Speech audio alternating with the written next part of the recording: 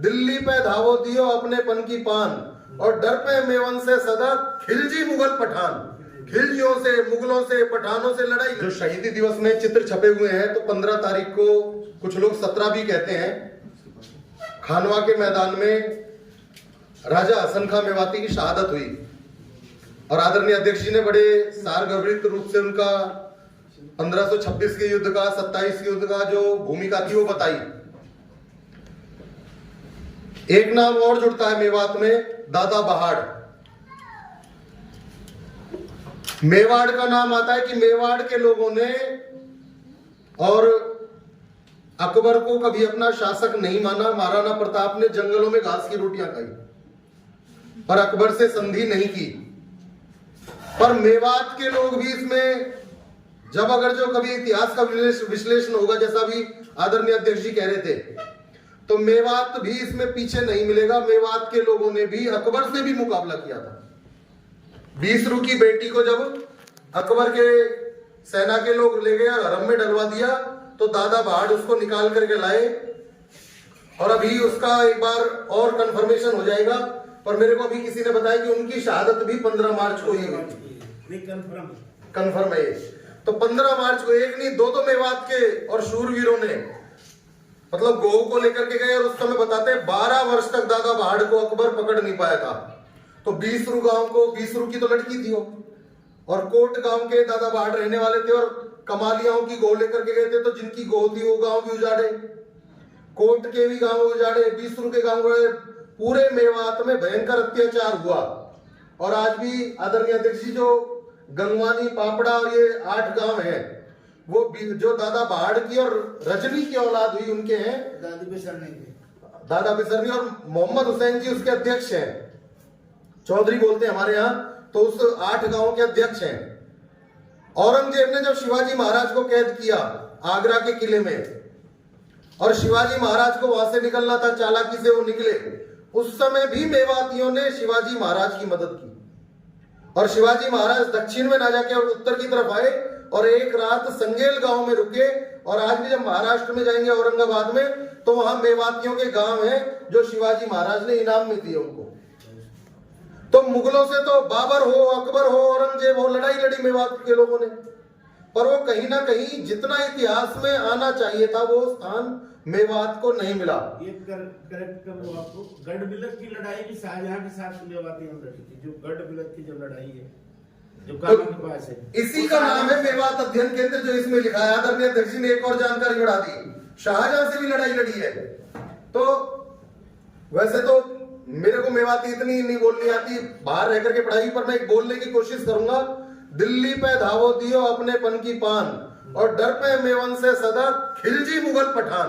खिलजियों से, मुगलों से, पठानों से लड़ाई लड़ी। एक ही तो जज्बा था राष्ट्रवाद का। नहीं तो कोई भी आज थोड़ी सी बात पर धर्म की कट्टरता में बह जाता है, धर्म की भावना में बह जाता है, परंतु राष्ट्रवाद जीता खानवा के मैदान में। बेशक वहां बाबर जीता होगा, पर बाबर जीत करके भी हार गया। और हसन खां मेवाती बेशक हारे होंगे, वो तोप का गोला, उस समय तोप हमारे लोगों के लिए नहीं थी, और वो तोप का गोला आकर लगा। राणा सांगा घायल हो गए थे, तो ऐसा बताया मेरे को किसी ने कि उनके साथियों ने उनकी धोखे से हत्या की, वहां से तो ले गए थे उनको, जो बेहोश हो गए। परंतु शहीद हसन खां मेवाती ने अपनी चिंता नहीं की, और ये भी नहीं सोचा कि मेरे पास केवल 12,000 सैनिक है, और उन्होंने आगे रह करके मोर्चा संभाला। और वहां खानवा के मैदान में वास्तव में राष्ट्रवाद जीता था। नहीं तो उस दिन राष्ट्रवाद हार जाता, और मेवात के नाम पर एक कलंक लग जाता कि हसन खां मेवाती भी जैसे बाकी का नाम लिया जा रहा है कि मैदान छोड़ गए। और आज लगभग 500 वर्ष पूरे होने वाले हैं, आज भी हसन खां मेवाती को इसीलिए याद किया जा रहा है। और आदरणीय अध्यक्ष जी, अभी अलवर में पैनोरमा बन गया है, वैसे वहां पर उनकी प्रतिमा भी लगी है। हम भी पिछले 3 वर्षों से ऐसे ही गोष्ठियां कर रहे हैं। पिछले वर्ष सभी कॉलेजों में, क्योंकि मार्च में स्कूलों में बच्चे नहीं होते, तो सभी कॉलेजों में ऐसे कार्यक्रम हुए। और अभी मेवात जो उसमें मेवात इंजीनियरिंग कॉलेज में इसके संयोजक डॉक्टर खालिद हुसैन है, प्रोफेसर है मेवात इंजीनियरिंग कॉलेज पल्ला में। और उन्होंने और हमने मिलकर के एक मेवात अध्ययन केंद्र शुरू किया कि मेवात की युवा पीढ़ी को मेवात के इतिहास के बारे में बताया जाए, मेवात के महापुरुषों के बारे में बताया जाए मेवात के योगदान के बारे में बताया जाए, और उसका लिखने का भी काम शुरू हो गया है। और उसकी एक हम उसमें सफल हुए हैं कि जो कार्यक्रम हमने किए, तो हमने सरकार से मांग की कि हरियाणा वाले मेवात में भी शहीद हसन खां मेवाती की प्रतिमा लगाई जाए, और वो मांग पूरी हुई। और मेवात के नगीना में एक जो कॉलेज है, डिग्री कॉलेज, वहां पर प्रतिमा लगा दी गई है। अभी परसों वहां कार्यक्रम था, वहां भी हमारा जाना हुआ। और जो नगीना तिजारा रोड बनेगा उसका नाम भी शायद शहीद हसन खां मेवाती के नाम पर रखा जाएगा, ऐसा चर्चा में है, और घोषणा भी शायद उसकी हुई है। तो हम शहीदों को क्या दे सकते हैं जिन्होंने अपना सर्वस्व बलिदान दे दिया। नहीं तो चाहते तो बड़े आराम से राजा बन सकते थे, रियासतें और आगे तक बढ़ जाती, दिल्ली से और अलवर तक तो था ही मेवात का, और रियासत में उनके अंडर में अगर जो मदद करते तो उस समय बहुत बड़ा उनको पद मिल सकता था। पर उन्होंने भी महाराणा प्रताप की तरह और कष्ट सहन करना मंजूर किया, स्वीकार किया, दुख सहन करना, और पूरे वंश को बलिदान दे दिया। बहुत सारे लोगों का नाम आता है, और मेवात के लोग भी इसमें पीछे नहीं है। और जब 47 में जाना था तब भी मेवात के लोगों ने पहले भारत को चुना। हालांकि एक छोटा सा मेवात अब पाकिस्तान में भी है, जो कुछ लोग चले गए थे। और मेवात के लोगों ने बेशक यहां हमारे देश में पूजा पद्धति बदलने पर कभी रोक नहीं रही।